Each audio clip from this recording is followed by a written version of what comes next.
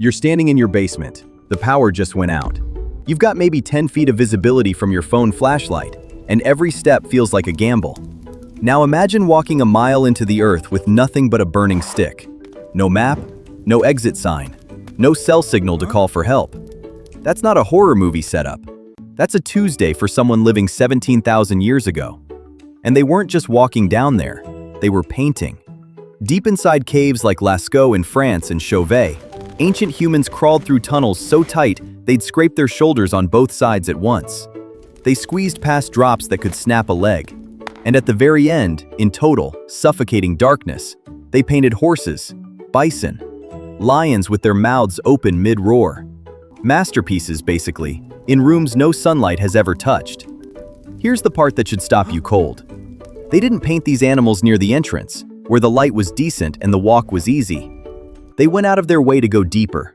Some chambers at Chauvet sit almost 1,000 feet from daylight. That's not convenience, that's commitment. So why? Why haul torches, grind pigment, and risk your life to paint something almost nobody would ever see? The archaeologist Jean Clottes spent decades studying these sites, and his theory reframes the whole thing.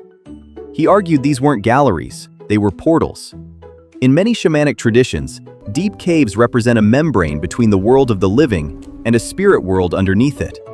Going deeper wasn't a hassle to push through, it was the entire point. Think about your own brain for a second. Ever notice how sensory deprivation messes with you? Float in a dark pool too long, or sit in a pitch-black room for an hour, and your mind starts generating its own shapes. Swirls, pulsing lights, faces that aren't there. Researcher David Lewis Williams built an entire model around this. He proposed that extended time in total darkness can trigger something called an altered state, where your visual cortex, starved of real input, starts firing on its own.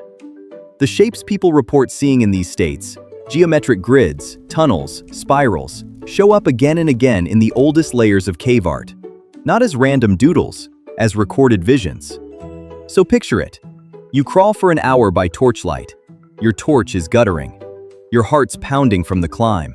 And somewhere in that sensory blackout, your brain starts showing you things. The wall in front of you isn't just rock anymore. It's a screen.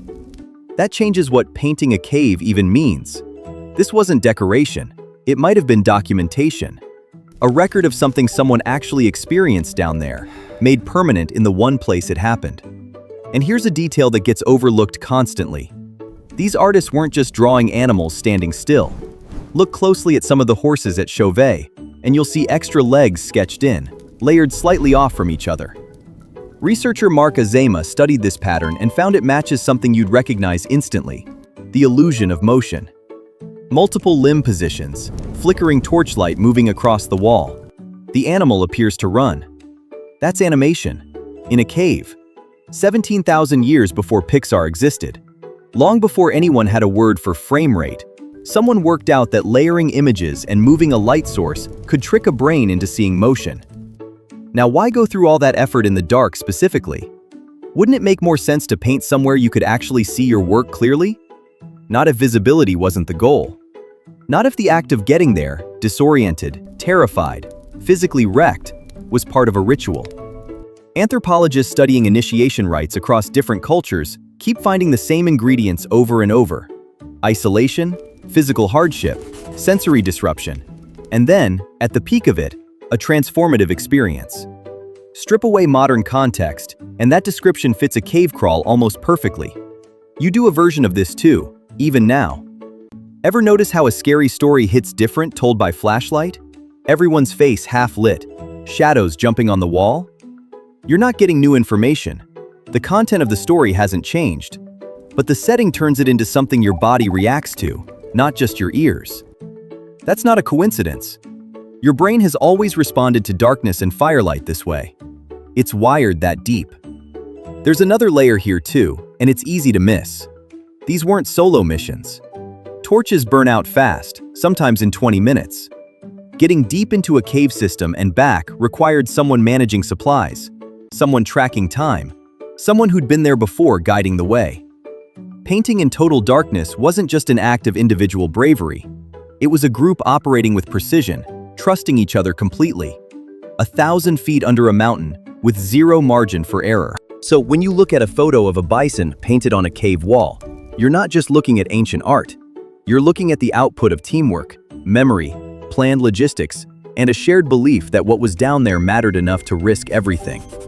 Which brings it back to you, standing in your dark basement with your phone flashlight dying. That flicker of nerves you feel? That instinct to want out, paired with a strange pull to see what's around the next corner. That's not some outdated leftover reflex. That's the exact same wiring that sent people crawling a mile underground with a torch, chasing something they couldn't fully explain and needed to make permanent anyway. If you liked this video, please don't forget to like, subscribe, and comment down below. Hit that notification bell for more.